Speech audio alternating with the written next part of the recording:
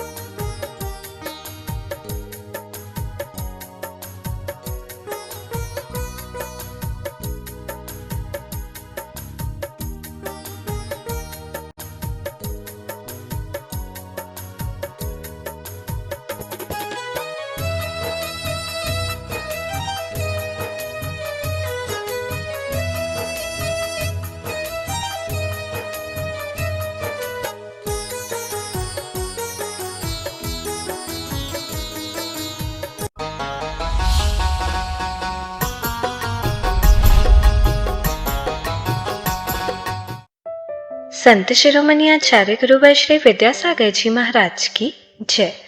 और हम योग प्रणेता पूज्य गुरुवर श्री प्रणव में सागर जी महाराज की जय। ओम अरहम नमः। धर्म प्रेमी बंधुओं, श्री तत्वाद सूत्र ग्रंथराज जी के चतुर्थ अध्याय की कक्षा में आप सभी का स्वागत है। अपने में अनूठी प्रथम बार आयोजित श्री तत्वाद सूत्र ग्रंथराज जी के अध्याय 1 की मौखिक सूत्र पाठन परीक्षा सफलतापूर्वक संपन्न हुई। इंतजार की घड़ियां अब समाप्त हुई। श्री तत्वाद सूत्र ग्रंथराज अध्याय 1 की मौखिक सूत्र पाठन परीक्षा का परिणाम घोषित किया जा रहा है। आप सभी के संयम की, पुण्य की बहुत बहुत अनुमोदना। प्रथम बार आयोजित इस अनूठी परीक्षा में 37 लोगों ने शुद्ध उच्चारण आदि के साथ 100% अंक प्राप्त किए हैं। इनमें से 8 से लेकर 15 साल तक के बच्चे भी शामिल थे। इसीलिए हमने भाग्यशाली विजेताओं की संख्या 11 से बढ़ाकर 18 कर दी है।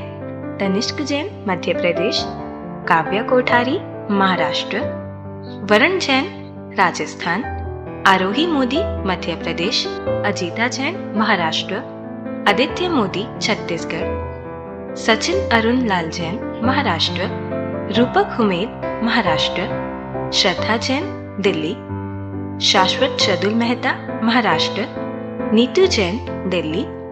बच्चों में सोहा पीयूष शाह 8 वर्ष की उम्र महाराष्ट्र, विवान जैन 9 वर्ष की उम्र राजस्थान, मुनीश जैन 9 वर्ष की उम्र महाराष्ट्र, मिताक्ष जैन 9 वर्ष की उम्र दिल्ली, लाभधी जैन 9 वर्ष की उम्र तेलंगाना, आर्जव जैन 11 वर्ष की उम्र उत्तर प्रदेश, महल मोदी 15 वर्ष की उम्र मध्य प्रदेश। सभी विजेताओं को हार्दिक शुभकामनाएं। आप सभी के पुण्य की बहुत बहुत अनुमोदना। द्वितीय अध्याय की मौखिक सूत्र पाठन परीक्षा की दिनांक 14 से लेकर 28 फरवरी तक होना निश्चित हुई है। जो किसी भी कारणवश अध्याय 1 की परीक्षा नहीं दे पाए थे, इस बार द्वितीय अध्याय के साथ दे सकते हैं। द्वितीय अध्याय की मौखिक सूत्र पाठन परीक्षा देने के लिए दिए गए लिंक पर जाएं। go.arham.yoga/सूत्रपाठ2 इस लिंक पर जाकर आज ही रजिस्ट्रेशन करें या QR कोड को स्कैन करें। रजिस्ट्रेशन फॉर्म को भरने की अंतिम तिथि 31 जनवरी 2023 है। आप अपने परिवार के छोटे बड़े सभी सदस्यों और मित्रजनों को भी यह परीक्षा देने के लिए प्रेरित करें। 11 लकी विजेताओं को मिलेंगे अरहम गुरुकुलम चांदी के सिक्के और 15 साल तक के सभी बच्चों को विशेष प्रोत्साहन पुरस्कार। तो चलिए हर घर के गुरुकुल में मुनिश्री के सपने को साकार करने के लिए आज हम अध्याय 2 और 3 के सूत्रों का पाठन करते हैं। मोक्ष मार्गस्य नेतारं भेत्तारं कर्म भूव्रतां ज्ञातारं विश्वतत्त्वानां वन्दे तद्गुणलब्धये। औपशमिक छायकौ भावौ मिश्रश्च जीवस्य स्वतत्वमौदयिक पारिणामिकौ च द्विनवाष्टादशैकविंशति त्रिभेदा यथाक्रमम्। सम्यक् तु चारित्रे ज्ञान दर्शन दान लाभ भोगोपभोग वीर्याणि च ज्ञानाज्ञान दर्शन लब्धयश्चतुस्त्रि पंचभेदाः सम्यक् तु चारित्र संयमा संयमाश्च।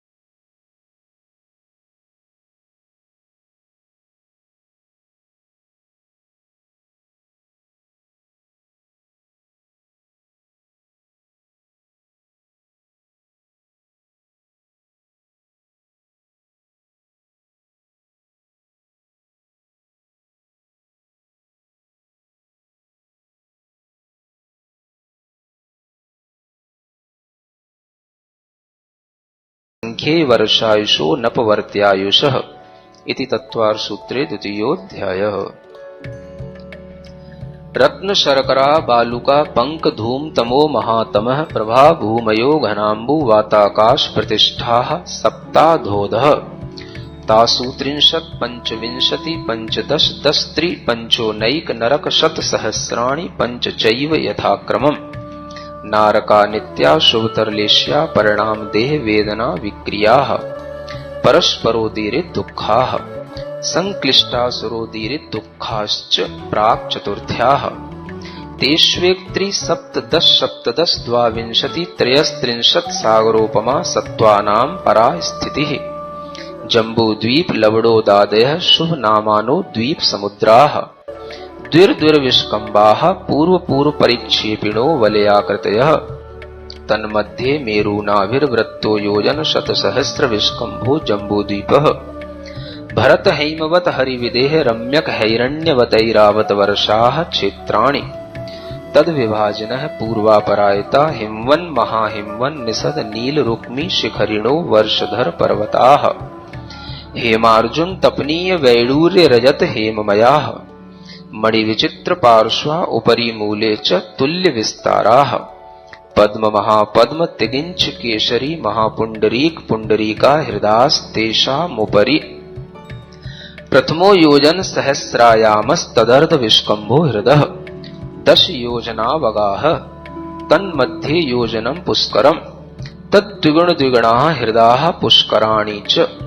तन्निवासिन्यो दिव्यः श्रीरी धृतिकीर्ति बुद्धि लक्ष्म्यः पल्योपमस्थितयः ससामानिक परिषत्काः गंगा सिंधु रोहिद्रोहितास्या हरिद्धरी कांता सीता सीतोदा नारी नरकांता सुवर्ण रूप्यकूला रक्ता रक्तोदाः सरितस्तन्मध्यगाः द्वयोर्द्वयोः पूर्वाः पूर्वगाः शेषास्त्वपरगाः चतुर्दश नदी सहस्र परिवृता गंगा सिन्ध्वादयो नद्यः भरतः षड्विंशति पंचयोजन शत विस्तारः षट् चैकोनविंशति भागा योजनस्य तद्विगुण द्विगुण विस्ताराः वर्षधर वर्षा विदेहान्ताः उत्तरा दक्षिण तुल्याः भरतैरावतयोर्वृद्धिराशौ षट् समयाभ्यामुत्सर्पिण्यवसर्पणीभ्याम् ताभ्यामपरा भूमयोऽवस्थिताः एक द्वित्रिपल्योपम स्थितयो हैमवतक हारिवर्षक दैव कुर्वकाः तथोत्तराः विदेहेषु संख्ये कालाः भरतस्य विस्कम्भो जम्बूद्वीपस्य 90 शतभागः द्विर्धात्की खण्डे पुष्करार्धे च प्राङ्मानुषोत्तरान् मनुष्याः आर्याः म्लेच्छाश्च भरतैरावत विदेहा कर्म भूमियोऽन्यत्र देवकुरुत्तर कुरुभ्यः नृस्थिति परावरे त्रिपल्योपमांतर मुहूर्ते तिर्यक योनिजानां च इति तत्वार सूत्रे तृतीयोऽध्यायः। सच में सूत्रों का शुद्ध उच्चारण करने से मन कितना शांत हो जाता है। अब हम अध्याय 4 में सर्वज्ञ देव द्वारा बताए गए जैन भूगोल में देवों की व्यवस्था का अध्ययन करेंगे, जो हमारे मोक्ष मार्ग को और भी सुदृढ़ बनाएगा। तो चलिए आज की कक्षा से पहले कल की कक्षा का एक क्विक रिवीजन कर लेते हैं। आज की कक्षा का क्विक रिवीजन करने से पहले हम समझते हैं कि क्या देवों के विषय में हमारे मन की सभी भ्रांतियां दूर हो रही हैं? देव जो हमें वर्तमान में दिखाई नहीं देते, जिनमें से कुछ देवों को लोग भगवान तुल्य समझते हैं और कुछ से डरते हैं, इस तरह की शंकाएं आना बहुत ही स्वाभाविक है। आप इन्हें अपने तक रखकर समाधान प्राप्त नहीं कर पाएंगे। ऐसा न सोचे कि कोई दूसरा पूछ लेगा, ना ही अपने पर डाउट करे कि ये पूछने लायक है या नहीं। यदि आपने भी मन में डर या भ्रांति के कारण अपनी शंकाओं को सीमित कर रखा है, तो तुरंत ही बड़ी आसानी से अपने सवाल को मुनिश्री तक पहुंचाएं। QR कोड को स्कैन कीजिए या विजिट कीजिए go.arham.yoga/ttv शंका। ध्यान रखें, कोई भी सवाल छोटा या बड़ा नहीं होता। आपके सवाल से बहुत लोगों का ज्ञान बढ़ सकता है, तो निसंकोच होकर सवाल पूछिए। चलिए आज की कक्षा का एक क्विक रिवीजन कर लेते हैं।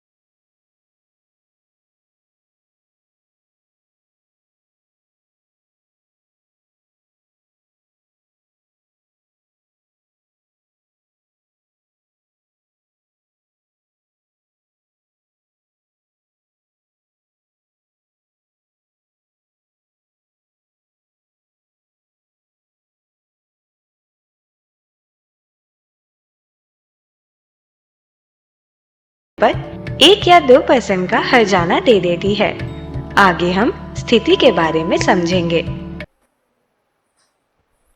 मोक्षमार्गस्य नेतारं भेत्तारं कर्मभूरतां ज्ञातारं विश्वतत्त्वानां वन्दे तद्गुणलब्धये।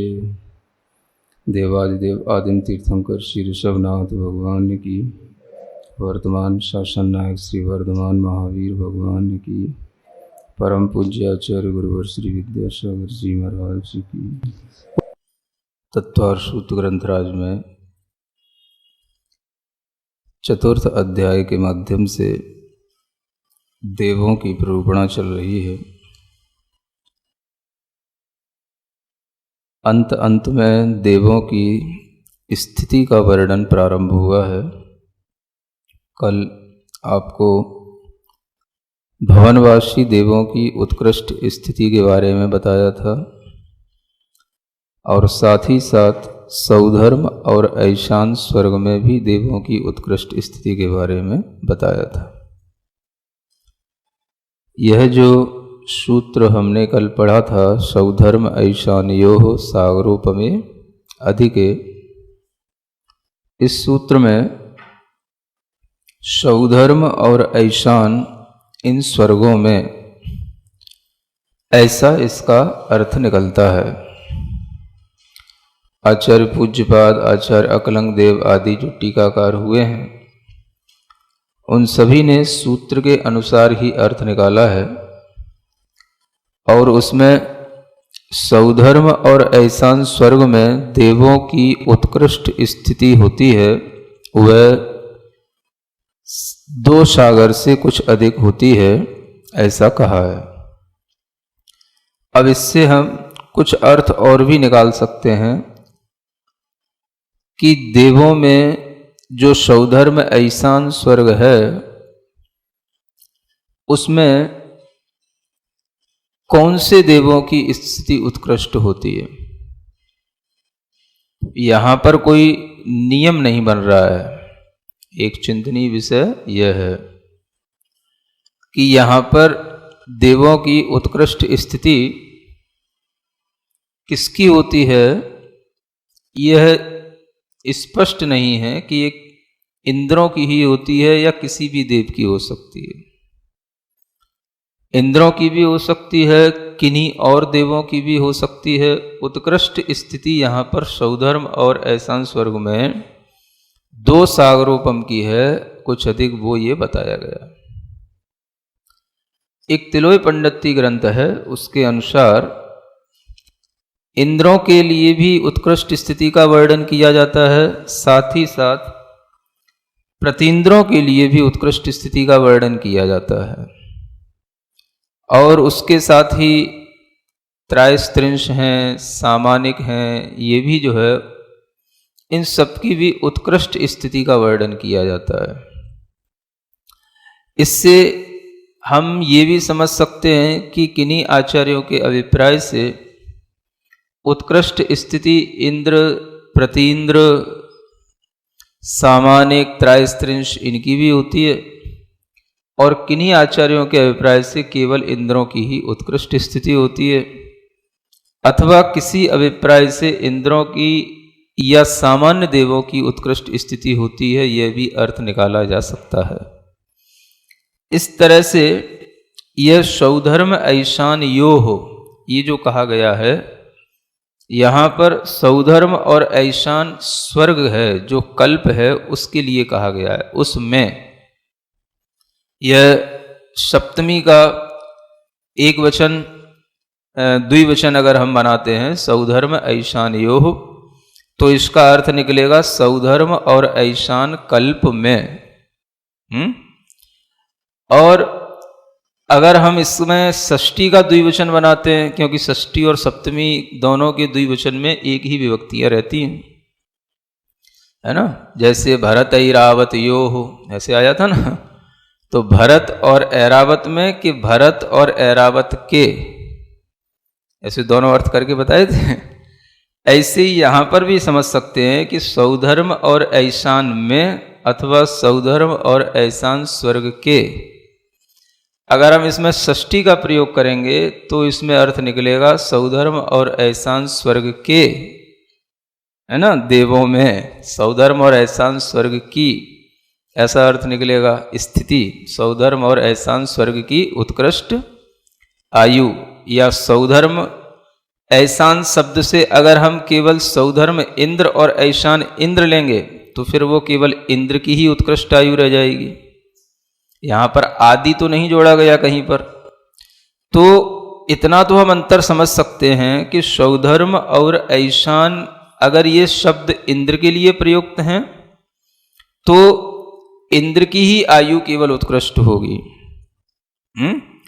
और अगर सौधर्म और ऐशान ये कल्प के रूप में, स्वर्ग के रूप में प्रयुक्त हैं, और उसमें अगर हम सप्तमी विभक्ति का द्विवचन लेंगे तो सौधर्म और ऐशान स्वर्ग में ऐसा अर्थ निकालेंगे तो फिर उसमें किन्हीं भी देवों की आयु उत्कृष्ट हो सकती है।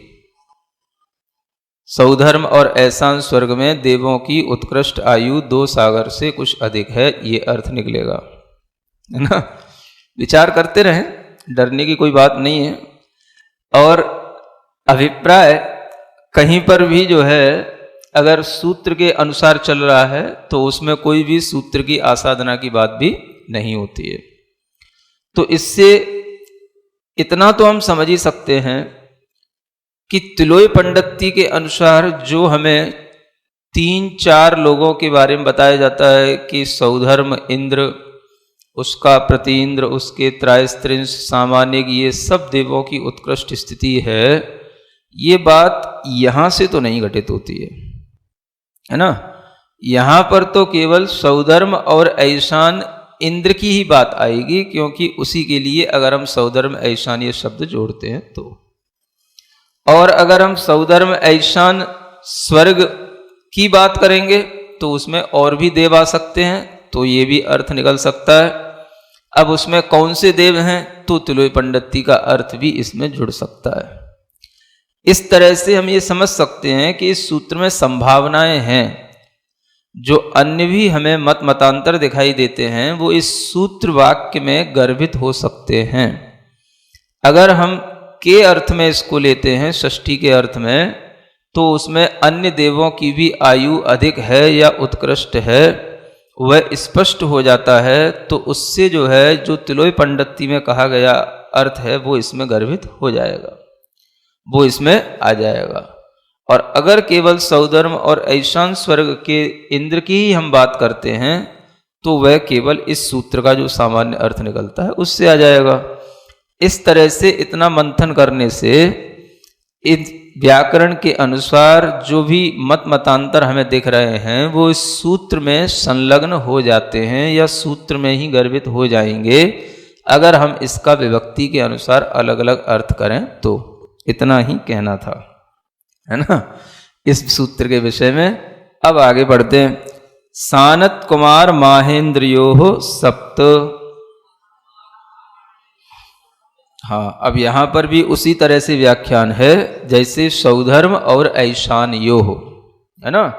वस्तुतः अगर ये शब्द देखे जाएं तो सुधर्मा नाम की सभा होती है और उसमें रहने वाला जो इंद्र होता है उसको सौधर्म इंद्र कहा जाता है, और उस सौधर्म इंद्र के कारण से ही उस कल्प का नाम सौधर्म कल्प कहलाता है ना। तो दोनों ही बातें हो गई, सौधर्म कल्प या सौधर्म इंद्र। इसी तरीके से सानत कुमार माहेंद्र नाम के कल्प या सानत कुमार माहेंद्र नाम के इंद्र। तो मुख्य रूप से तो तत्वार सूत्र के सूत्रों के अनुसार तो इंद्रों की ही बात यहां पर सामने आती है। जो इंद्र के अलावा अन्य प्रतीन्द्र, सामानिक आदि की आयु भी इन्हीं के बराबर दिखाई गई है अन्य ग्रंथों में, वो यहां पर जो है इसी सूत्र में षष्ठी विभक्ति के अर्थ में करके सौधर्म सानत कुमार माहेंद्र कल्प के देवों की आयु ऐसा करेंगे तो उसमें अन्य भी देवों की आयु उसके साथ में हम उत्कृष्ट रूप से ग्रहण कर सकते हैं। ऐसा यहाँ दोनों तरीके का अर्थ लिया जा सकता है। तो सानत कुमार और माहेंद्र इन दोनों स्वर्गों में सप्त माने 7। अब सप्त क्या? 7 वर्ष के 7, पल्ले के 7, सागर क्या है? कहां से आएंगे सागर? यहां कहां से निकालेंगे? अच्छा, अब आप सीख गए हैं, सीखो थोड़ा सा। जो उपरिम सूत्र में कहा गया है वही जो है उसकी अनुवृत्ति आगे आगे भी हमें चलाना है। बार बार आचार्य एक ही बात को दोहराते नहीं है, इसलिए सूत्र में एक बार कह दिया सागरोपम, तो यहां पर भी आपको सागरोपम ही जोड़ना है, और अधिके कहा है तो अधिके भी जोड़ना है ना। तो क्या अर्थ निकलेगा? 7 सागर से कुछ अधिक आयु सानत कुमार और माहेंद्र स्वर्ग के देवों की होती है। ठीक है? नहीं, सभी की कहेंगे तब तो मुश्किल हो जाएगा, सबकी तो नहीं होती, लेकिन उसमें किन्हीं देवों की आयु उत्कृष्ट हो सकती है, ऐसा भी अर्थ निकाला जा सकता है। अथवा यदि हमारा ऐसा आग्रह हो या अभिप्राय हो कि महाराज आयु तो इंद्र की ही उत्कृष्ट होनी चाहिए, इंद्र के अलावा किसी की आयु उत्कृष्ट नहीं होनी चाहिए, तो फिर आयु वह इंद्र की ही उत्कृष्ट होगी, है ना। क्योंकि आयु भी एक वैभव है ना। अगर हम पिछले सूत्र के अनुसार देखें, स्थिति प्रभाव सुख द्युतिलेशा विशुद्धि इंद्रियावधि विषय तो देखा, तो इसमें स्थिति शब्द आया, माने स्थिति जो है अधिक अधिक ऊपर होती चली जाती है देवों की। तो देवों में जो स्थिति है वो उस स्थिति का अधिक होना भी उनके वैभव को बताने वाला है ना। भले ही वो ऊपर ऊपर के देवों की स्थिति अधिक हो रही है तो उससे उनका वैभव तो अधिक अधिक हो रहा है। तो एक ही स्वर्ग में भी अगर देवों की स्थितियां, स्थिति माने आयु, अगर उनकी एक ही स्वर्ग में सबकी एक जैसी हो जाएंगी तो फिर सबका वैभव एक जैसा हो जाएगा, बात जमेगी नहीं, है ना। अब हमें वैभव तो दिखाना है, किसका वैभव? तो इंद्र का जैसा होगा महाराज, सौधर्म इंद्र का वैसा किसी का नहीं होगा। अगर यही हम मानेंगे तो फिर हमारे लिए स्वीकार करना ही पड़ेगा कि सौधर्म इंद्र की जो आयु है वह आयु ही यहां पर विवक्षित है ना। फिर भी कहा जाता है सामानिक आदि का वर्णन करते हुए, इंद्र के बाद जो सामानिक नाम के देव आते हैं उनकी भी आयु वगैरह समान ही होती है। तो सामानिक की भी आयु इंद्र के समान हो जाती है, तो आयु की अपेक्षा से तो इंद्र और सामानिक भी बराबर हो सकते हैं, है ना। इस विषय में तो आचार्य पूज्यपाद वगैरह सभी एक मत हैं, क्योंकि सामानिक आयु के बारे में उन्होंने भी यही लिखा है। लेकिन इसके आगे जो त्रायस्त्रिंश हैं या और प्रतीन्द्र हैं, इनकी भी आयु जो है एक समान होती है, ये उल्लेख हमें तिलोय पंडिती ग्रंथ में मिलता है। तो इस दृष्टि से यदि हम देखें तो स्थिति में सभी देवों की स्थिति हम उत्कृष्ट तो नहीं कह सकते, क्योंकि फिर तो जो है किसी की भी उत्कृष्ट हो जाएगी तो फिर उसका स्थिति भी जो है अपने आप में एक वैभव है ना। तो जो निचले देव हैं या निम्न पदों के धारी देव हैं, उसी एक स्वर्ग में उनकी स्थिति उत्कृष्ट नहीं हो सकती है। उत्कृष्ट स्थिति जो उच्च पदधारी जो होंगे, इंद्र सामानिक आदि, इन्हीं की ही होगी। ऐसा इससे अपने को समझना ही पड़ेगा, है ना। भले ही सूत्र में बहुत कुछ नहीं होता, लेकिन आगे पीछे भी जो लिखा होता है उसको मिला करके भी समझना होगा। वैभव जिनका समान है उनकी आयु भी तो समान की जा सकती, लेकिन जिनके वैभव में अंतर आ जाएगा तो फिर आयु में भी अंतर आ जाएगा, ऐसा भी समझ लेना चाहिए। आगे फिर कहते हैं त्रिसप्त नवैकादश त्रयोदश पंचदश भी रथिकानि तु। हाँ, अब ये और भी जो ऊपर के स्वर्ग हैं उनमें यह आयु इस तरह से बढ़ाते चले जाना है।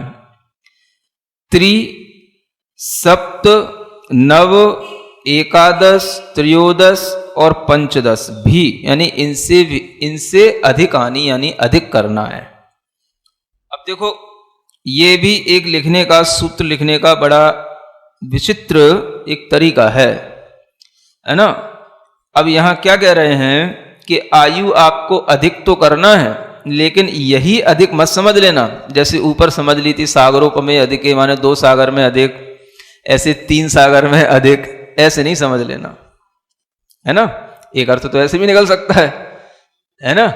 3 सागर में अधिक, 7 सागर में अधिक, 9 सागर में अधिक, ऐसा अर्थ निकालेंगे तो फिर ऊपर वाले सूत्र से बाधा आ जाएगी, है ना। निकालो तो, अगर निकालेंगे तो प्रश्न उठेगा ये आपने अधिक का अर्थ ऐसा कैसे निकाल लिया। इसलिए निकाल लिया क्योंकि अगर सानत कुमार महेंद्र में 7 सागर की आयु हो गई है तो अब ब्रह्मोत्तर में 3 सागर की तो नहीं हो सकती। समझ आ रहा ना। तो हमें फिर क्या करना पड़ेगा, ऊपर वाली जो आयु है उसमें हमें इसको जोड़ना पड़ेगा। ये इससे अर्थ निकल रहा है ना। एकदम से मतलब जैसा आचार्यों ने कहा है वो तो हमें मानना ही है, लेकिन सूत्रों का भी अर्थ करने में एकदम से डरना नहीं चाहिए, है ना। रटापटा अर्थ जो रहता है वही लोग पढ़ते रहते हैं, उसमें भी हमें तर्क वितर्क करने का साहस करना चाहिए। इसलिए कह रहा था कि अधिक कहने से हम दोनों अर्थ भी तो ले सकते हैं। तो फिर उत्तर दिया जाएगा, अगर आप वह अर्थ लेंगे तो पूर्व सूत्र से ये व्याघात होगा, यानी पूर्व सूत्र के से जो है यह आयु की समानता या अधिकता नहीं बनेगी। तो इसलिए इसको जो है 3 उसमें जोड़ना है। तो कैसे जोड़ना, 7 में 3 जोड़ो तो क्या हो जाएगा, ब्रह्मोत्तर की 10 सागर की आयु हो जाएगी, है ना। फिर 7 में 7 जोड़ो तो क्या हो जाएगी, लांतव कापिष्ट की हो जाएगी, कितनी, 14 सागर की। फिर शुक्र महाशुक्र आ जाएगा, उसमें 9 जोड़ दो, 7 में और 9 16 सागर की आयु हो जाएगी। और फिर क्यों, सही चल रहा ना, क्या हो गया, 7 और 9 कितने होते हैं, क्यों परेशान कर रहे हो, ठीक तो है ना। फिर एकादश माने 11 और 7 18, तो ये हो गई कहां तक, सतार और सहस्रार की। फिर आनत प्राणन 13 और 7 20। यार तुम लोग परेशान करते हुए, 13 और 7, इतनी गणित कमजोर है तुम लोगों की है। और फिर उसके बाद में हाँ कहां तक पहुंच गए थे, आनत प्राणत, सतार सहस्रार आनत प्राणत, फिर आरण अच्युत, है ना, यहां तक पहुंच गए। तो 15 और 7 22, आरण और अच्युत ये हो गए 16 स्वर्ग तक की व्यवस्था, है ना। 15 और 7 22 सागर की आयु ये जो है आरण और अच्युत स्वर्ग में होती है।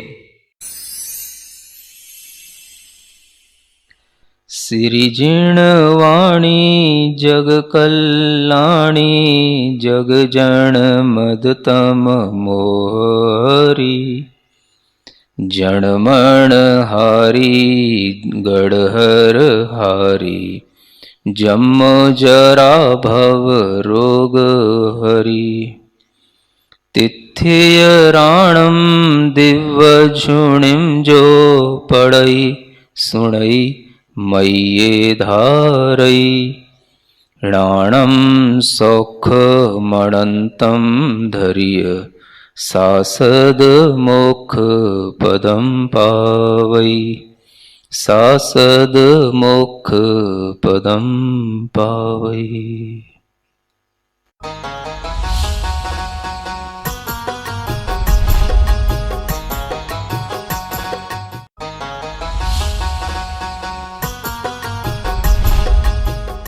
इस कार्यक्रम के पुण्यार्चक थे